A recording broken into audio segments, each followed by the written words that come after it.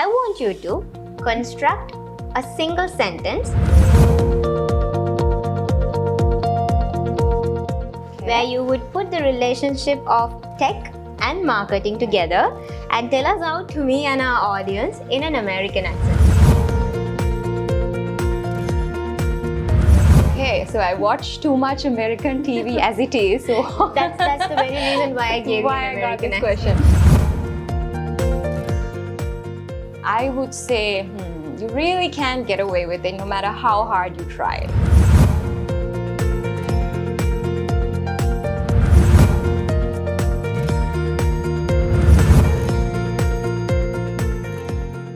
Hello beautiful people from all around the world. I am Malisha, your host for this episode. It's raining cats and dogs out there, but that's definitely not gonna stop us. So let's get right into the episode today. Welcome to the Paperless Chat.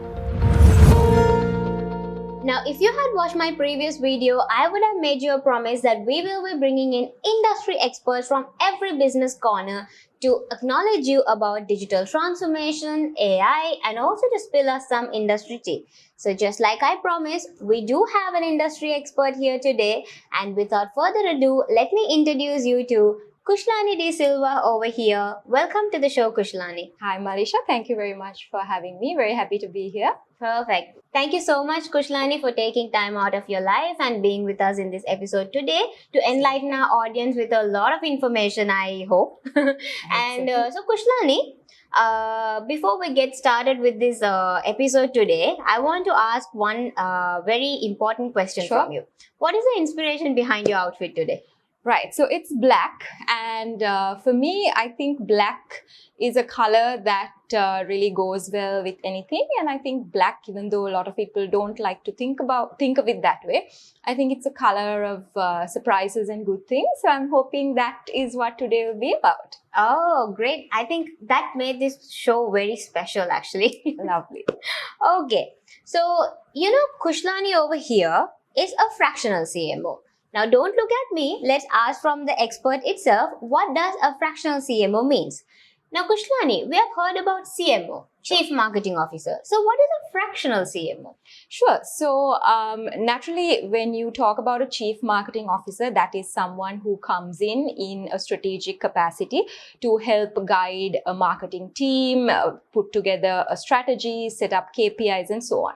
And the known practice is for this role to be within an organization full time. So you're part of the organization.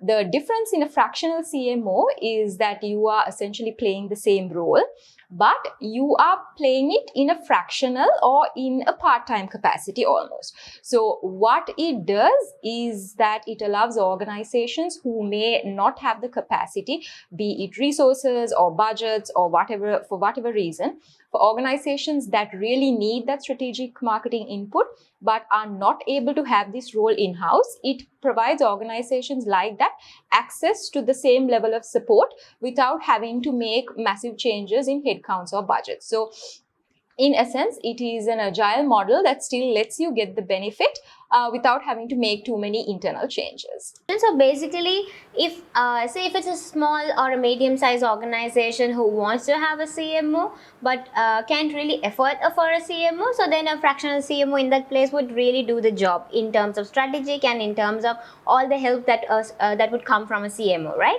Yes, that's absolutely right, Malisha. So the situation that you explained, where a relatively small organization that wants to do a little bit more on the marketing front but can't do so for various limitations, we'll have the perfect opportunity to still get access to that support through the services of a fractional CMO.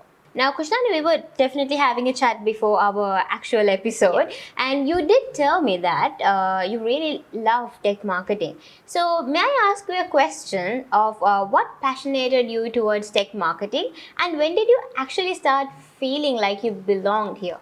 Right, great. So, if I'm being honest, tech marketing was not really on my radar at the time. I don't think it was really on anyone's radar back then.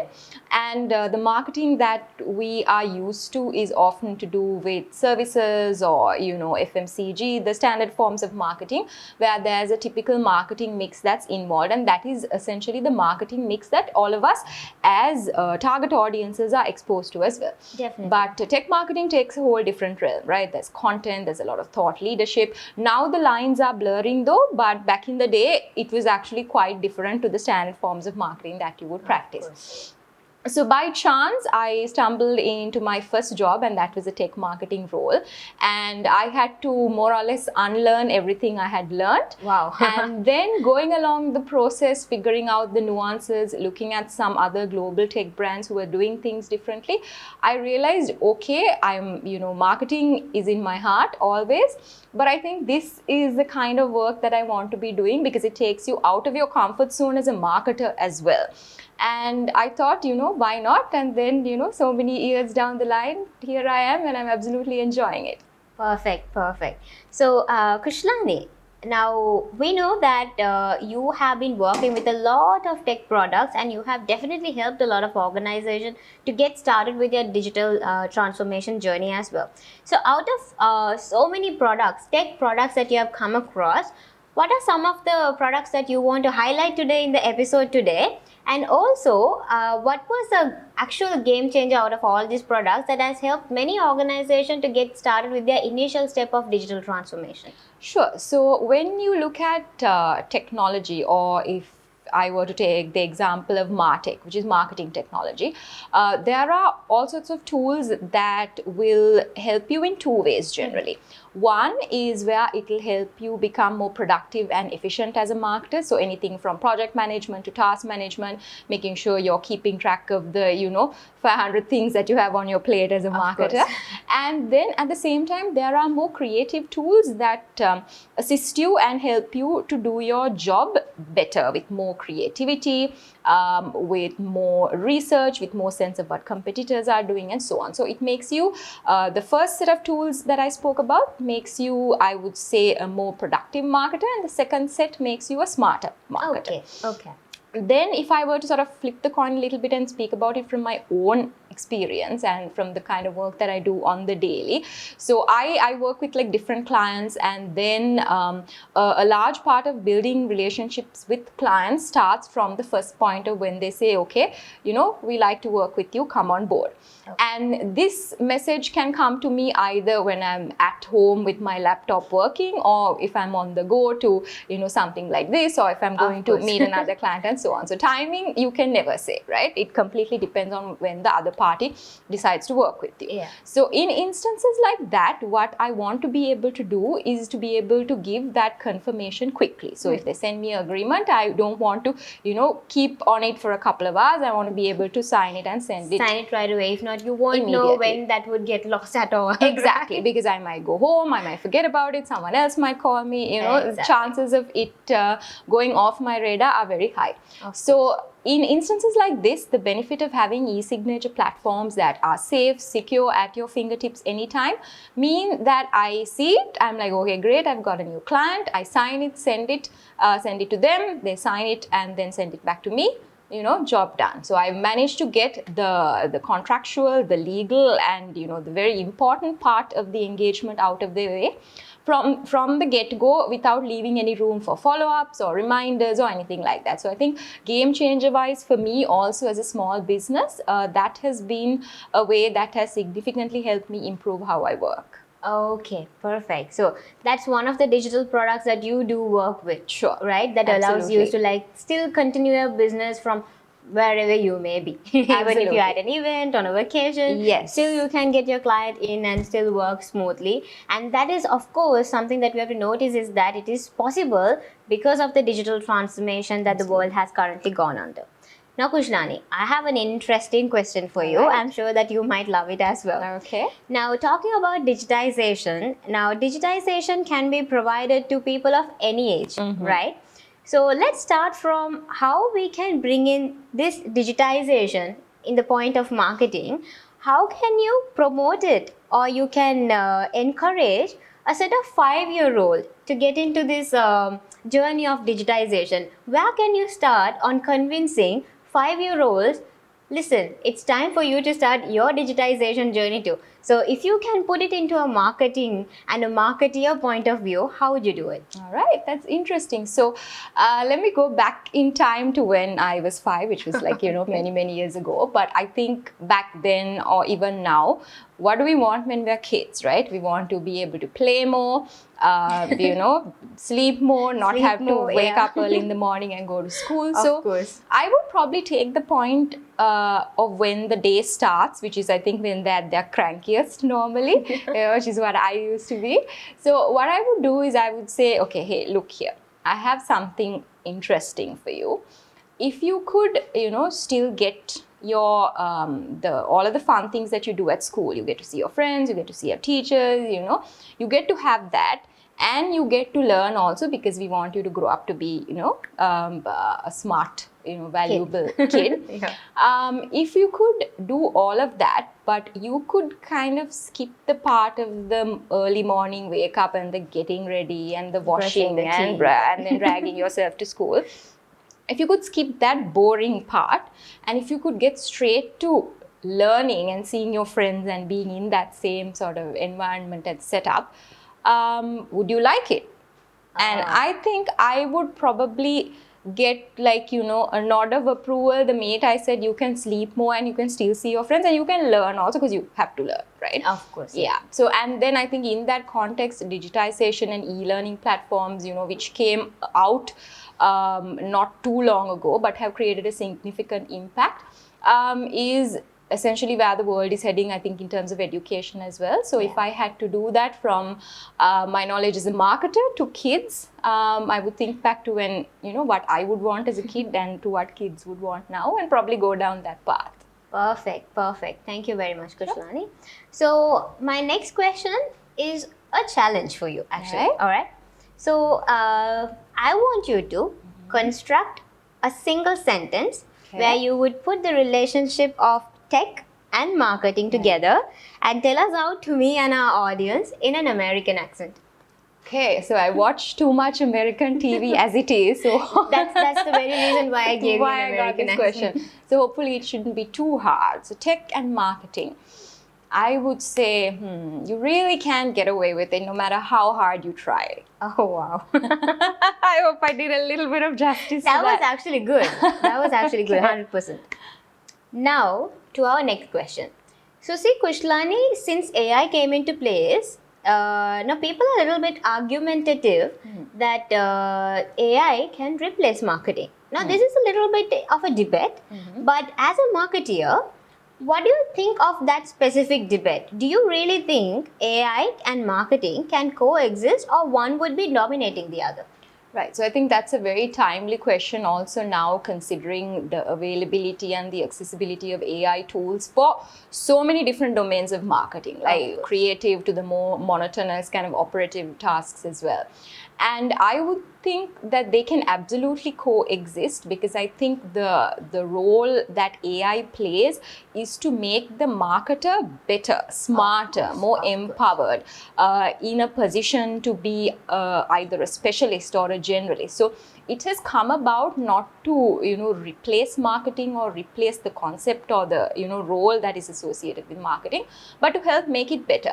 And the making it better part is in the hands of that individual marketer. So Definitely. whether it's you or me or or anyone else who is listening today, we all use AI, right? Yes. It's a given. I mean, Yes. chances are during the day you're probably using 3 different tools for 3 different things. I know, right? And as a marketeer myself, I think I see AI as more of a complementary, more than a replacement, right? Because end of the day, it's the human cleverness that's Correct. going to work out, and AI is going to just help us and complement us towards our creativity rather than replacement. Absolutely, absolutely. And I think it also means that as a marketer, you shouldn't use AI as a means of taking shortcuts. Of course. It should just help you do what you're doing a little bit better, a little bit smarter. Yeah. And of course, if there are other areas that you like to dabble in, but you don't have the time or the bandwidth to go and learn those specifically, then I think AI provides the perfect platform for you to still be able to dabble in it, and then improve and broaden your set of skills as well, besides what you already have. Right, nice. So I think that should be a very good conclusion for the current debate that's between AI and marketing, of course. Yes. So Kushlani, next is going to be another challenge for you Right. too, okay? So I'll be throwing out, say like 4 or 5 words, Sure. and you should be answering it in one word answers, All right. okay? AI, Essential, okay. Digitization, crucial, okay. Innovation, exciting, okay. Marketing, important. okay. And finally, last but not the least, your daily cup of coffee. Oh, that's life. That's life. That That's is life. life. You cannot That is skip how it. that is how I survive. No tours. I know, right? Yep. With everything that we handle, if we just Absolutely. run out of that coffee, imagine there's no a day without coffee from Oh, tomorrow onwards. oh. I would be dead. I would not want to even think or even imagine that world. That'll probably be like my worst nightmare for sure. I know, right? Yeah. Okay. Now, Kushlani, another interesting question Sure. for you. Imagine that I have a crystal ball right in my hand, and I'm going to give it to you, Right. and you can make a crazy prediction Okay. about the future of AI and marketing. What would it be? I would probably imagine maybe this same scenario here, but with a bunch of robots going around. I hope you and I will still be there Be here. in that same scenario. Yeah. But robots going around giving us input on, okay, let's structure this answer better this way, let's ask the question this way, yeah. So that's a world I envision, and I feel like it's not too far away, honestly. But I feel like, marketing, if I were to make like a insane prediction, I would feel like there will be such creatures actually telling us how to do marketing better, which is already happening as we Right speak now. with AI, right? Yeah. So I think it might get amplified. It's a little scary. I don't want to think about it, but let's see how it goes. And also, like after end of this session, it'll be like you're too much stress for the day. Here's your cup of Yes. Oh, coffee. now that I would love. That I can Appreciating live it, yeah? with. Yeah. Yeah. Okay, Kushlani. So one final challenge for you, Sure. okay?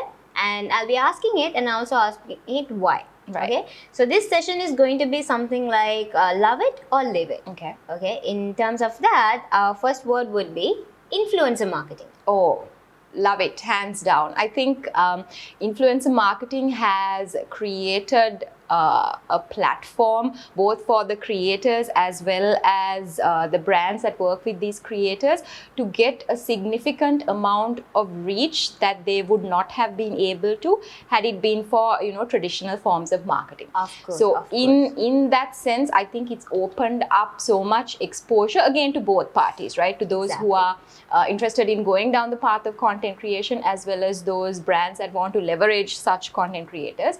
And it has created such a difference in the marketing landscape, not just for the consumer brands, but also for the more tech brands that we're seeing right now, because we're seeing a lot of tech brands also working with content creators, that Yeah, create of course, humorous content about the workplace and various things like that. I mean, what we do professionally is still existing. Exactly. But this is also more like an entertainment Yes. plus education kind of platform Yes. that it has created. Absolutely. So by all means, completely love it.